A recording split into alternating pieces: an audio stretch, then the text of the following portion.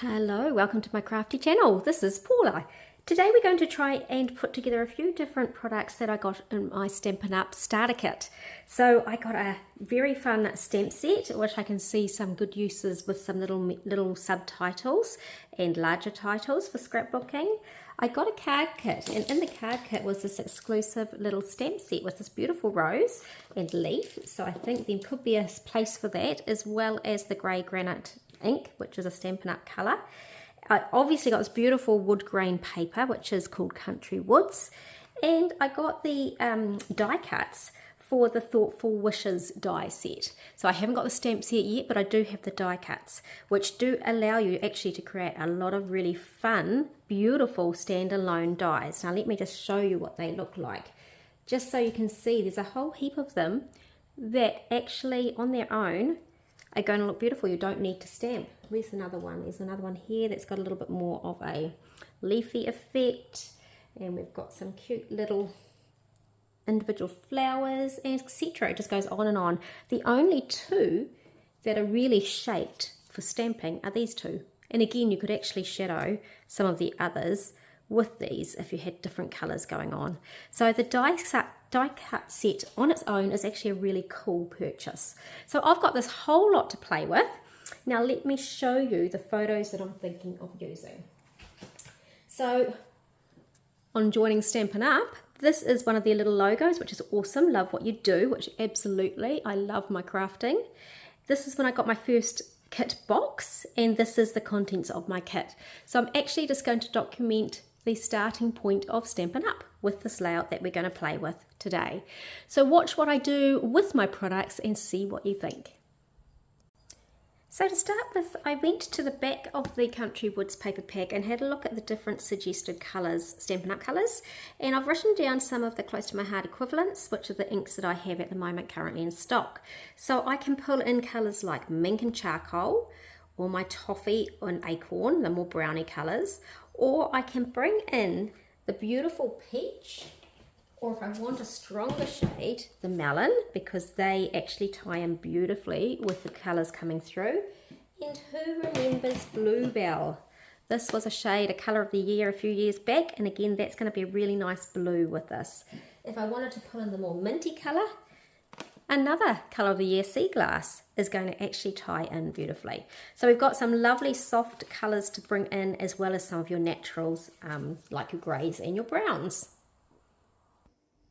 So I have this lovely stripe pattern that I really wanted to use on the page. So I'm just taking 1 inch of it. It's a pretty strong pattern, measuring into the middle of the strip, which is 6 inches down, and just creating a nice little decoration to the side, just slightly angled to make a little bit more interesting on the edge of my page.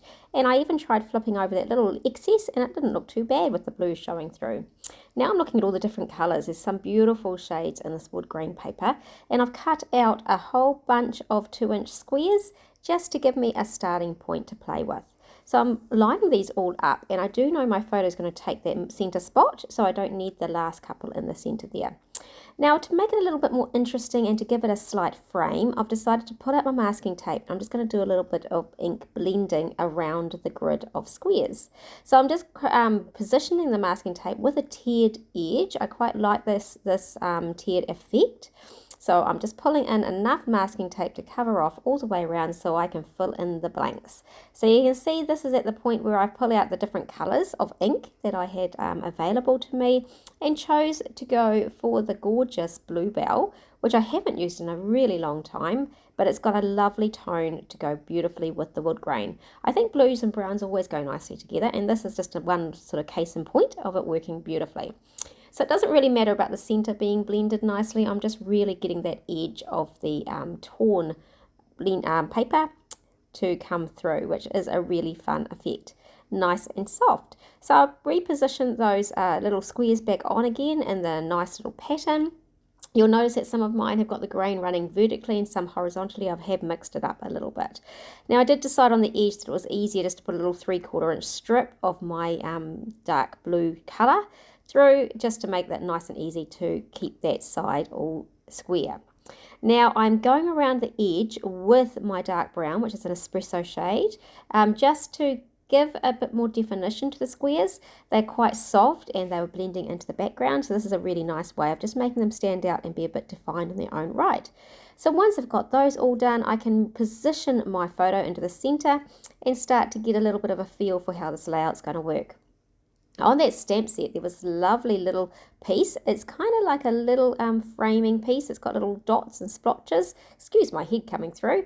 But on there, I've used the Bluebell ink just to create a nice little border strip that edged that beautiful stripe wood grain. And now from that stamp set, I've grabbed a whole ton of those little words, put them on a long block, which is something I quite like to do, so I only have to stamp once. And I'm getting that repetitive little words going down the side as another little border strip. Nice way to use some of your supplies rather than having to use paper to create some borders. Now I want to bring in a little bit more colour, and we've got this beautiful melon cardstock and from Close to My Heart range that I'm using. So again, I'm going to edge that with our old espresso colour ink, and that's going to make a nice backdrop for that photo, which I'm going to end up putting on with some foam tape. If you create just one central photo, I do quite like to raise it. It gives a slight shadow behind it and just makes it take a little bit more presence on the page. So here I am just putting some foam tape strips on the back just to have that element of raised. Now I didn't put the strips right to the edge because I know I want to tuck some other elements around it. So this is where we have a little bit of fun with those dies. And I pulled in some of my scraps of glitter paper, some sort of dark browns and dark greens, and cut out some of these pieces with that. So there's a nice sparkle which you're not picking up on camera. That's going to make a nice backdrop, and I have then created some extra floral embellishments. So I'll show you how I did this. I've just grabbed a scrap piece of paper and I've blended on some ink colours. So I've chosen sea glass, I've chosen peach, melon, I think I brought in as well, and bluebell, and I'm just creating a little backdrop before I do my stamping. So once I've got all that backdrop created, I'm ready to do a little bit of background stamping, and then I'm going to fussy cut those out. So here I've brought in a couple of florals from both of the two stamp sets that I'm focusing on. Here's the smaller floral from our word stamp set, which I actually don't end up using, but you'll see I do try. And then I've brought in the larger floral, which stamps so beautifully. And I'm using that gorgeous grey colour that's come in the little Stampin' Spot that I got in my kit. And that's just going beautifully over these softer pastel colours. So I go off, well, first of all, I do a few extra leaves as well. And then I go off and fussy cut these out, which is always a fun task. I don't know if you're a fussy cut girl or not. I do find it really relaxing. So I went off and did that while I was chatting some of the others. And now I'm ready to position all my little embellishments. So I've pulled in a bit of the blue with the flowers as well as the more melon shades. And here I'm trying out that smaller flower as well and bringing in some of those leaves. But I do find it looks a little bit heavy in the corner there. So when you see my end result, you'll see I toned it back a little bit, pulled out that smaller flower and just stuck with the large rose, which is just a stunning stamp.